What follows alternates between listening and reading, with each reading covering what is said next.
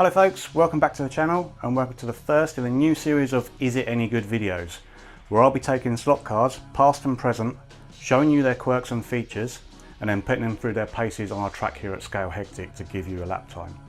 After that, I'll perform some minor modifications to see if that improves their lap time. Now those of you that would normally tune in for our build updates on the track here, don't worry, I'll still be doing those. They're just that performing those alterations to the track and building stuff for the track takes a lot of time. So I needed more content and more videos, of which this is going to be part of that.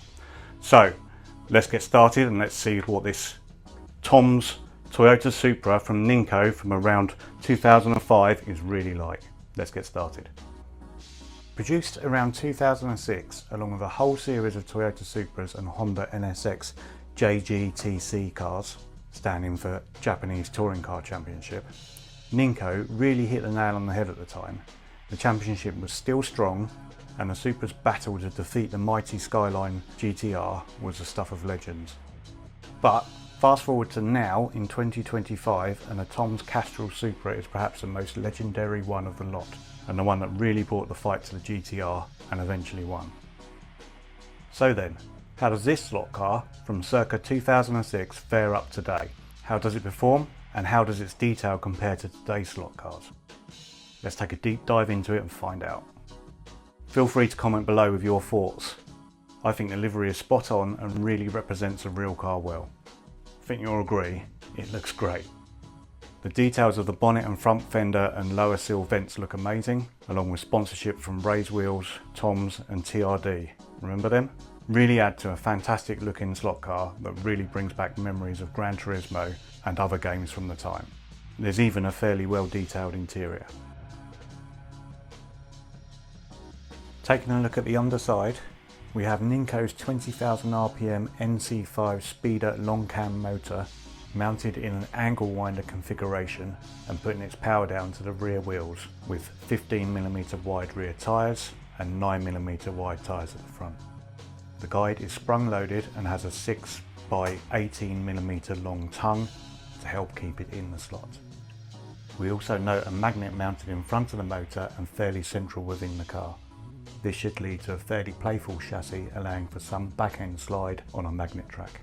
The body is held onto the chassis via 2 screws positioned centrally front and back. This will allow you to loosen the screws to allow chassis flex should you find that helps with your driving style and to tune the car's handling to your preference. With the body removed, we can see some brass bushes for the rear axle and plastic angle winder gears. Something to be careful with these older Ninco cars is a pinion gear splitting, which can happen and will require replacement. We get another look at that long cam NC motor, in front of which is an 8mm neodymium magnet and some diagonal chassis bracing to aid chassis stiffness. Leading onto the front axle, which is a basic push-in design with no bushings. Being an older car, there is no provision for digital connection of any kind within this chassis, although that could be added as there is plenty of space for that. Now with the deep dive section of the video completed, let's move on to actually racing the car around the track. The plan here is to do 10 laps to give you the fastest lap time we can achieve. I'm using Lap Tracker at the moment as my timer. This will be changed at a later date for something more sophisticated, as this track is very much a work in progress at the moment.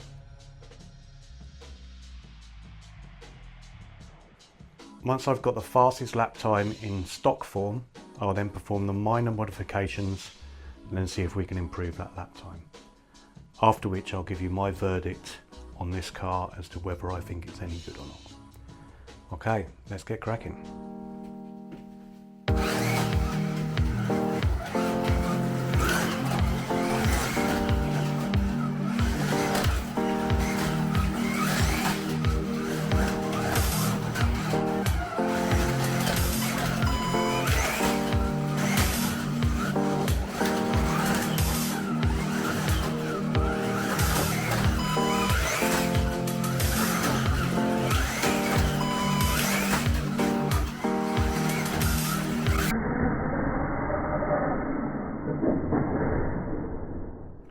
Okay, my thoughts on this in stock form are I really like it.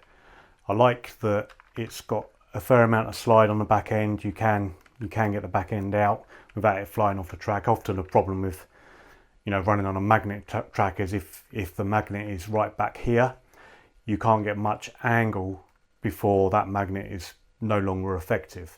So then that means the car tends to fly off. With the magnet being here, you can get much more angle on the back of the car before that magnet starts to lose its effectiveness.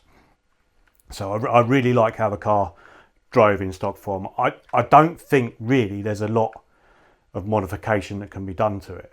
I mean, obviously there's guys out there that will tune these to the nth degree, but I'm not really so much about that.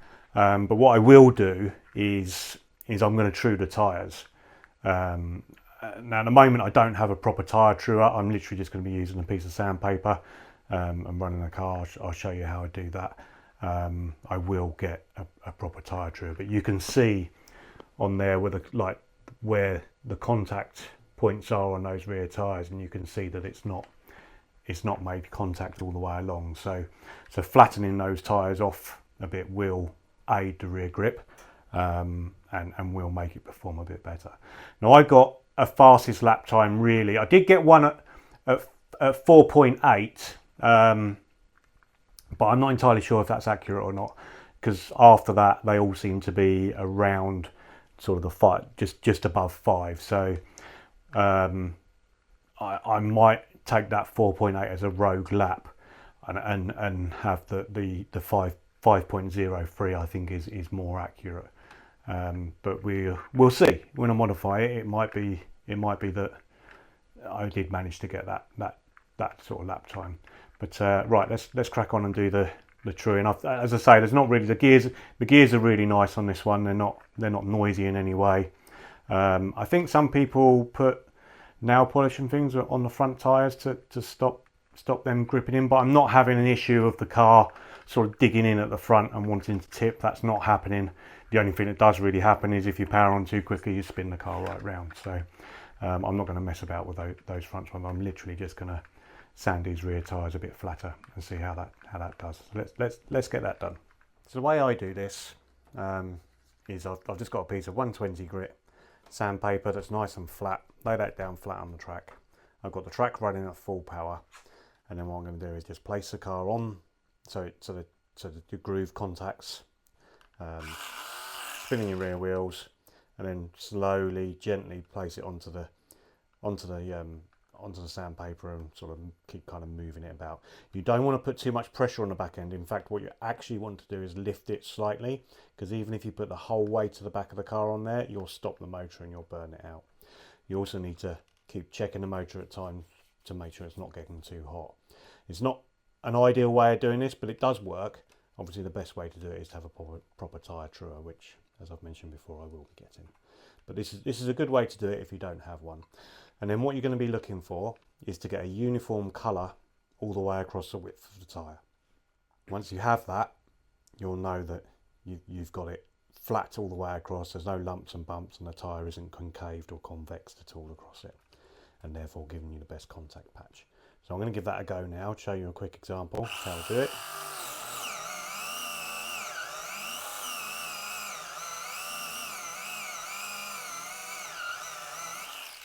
As I say, you really don't want to be stopping the motor, but you can already see there how you can see that there's areas that are definitely touching and areas that are not.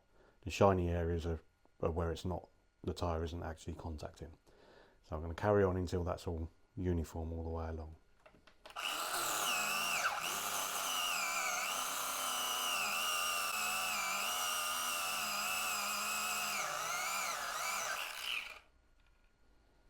So even there, look, you can actually see there's a bulge in the tyre. So this is going to help get rid of that. You can see that one there is hardly touching very well at all. The other side's a bit better actually.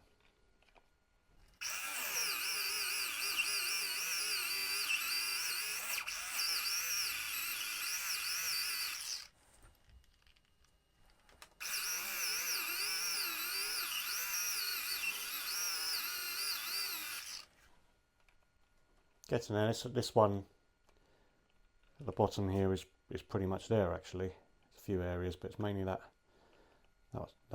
one there that's really quite bad actually.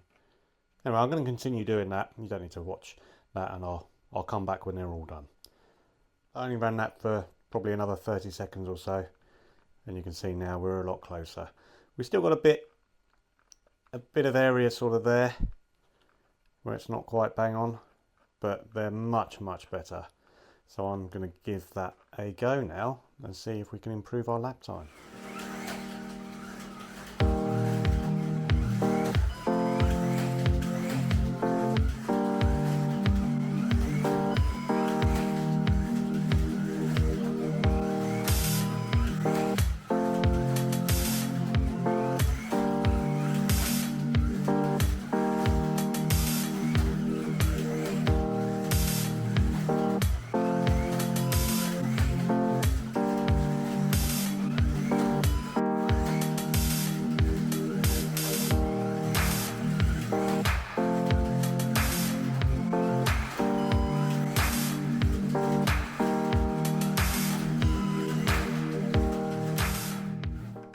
So you saw the result. That got us down to basically a 4-second lap, which on a lap this short is a big improvement. So it's well and truly worth just truing your tyres up.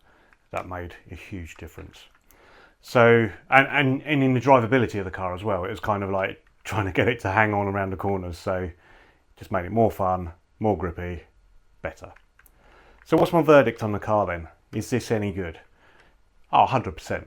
Really like how these drive. You've got, as I said before, you've got that magnet that's kind of centrally mounted, which allows for a little bit of back end slip without just flying straight off the track on a magnet track. So yeah, I really like these. The other things about them is also they're quite robust. There's not too much to break off. The spoilers are quite flexible. They've got kind of flexible mounts on the back, so this is a very sort of rubbery type of plastic, so they don't break very often. Sometimes they pop off of the mount and you just have to glue them back on, but that's fine. It's really just the mirrors. The mirrors are about the only weak point of these really. So yeah, so if you can find one, definitely I approve it. These are really good. Okay, so thank you for watching. Hope you like that video. New type of video for me, and I'm planning to do a lot more. So if you like this one, you'll definitely like the next video I've got planned for you. So make sure you subscribe and keep clicking that like button for me. All right, take care folks. Catch you on the next one. Bye bye.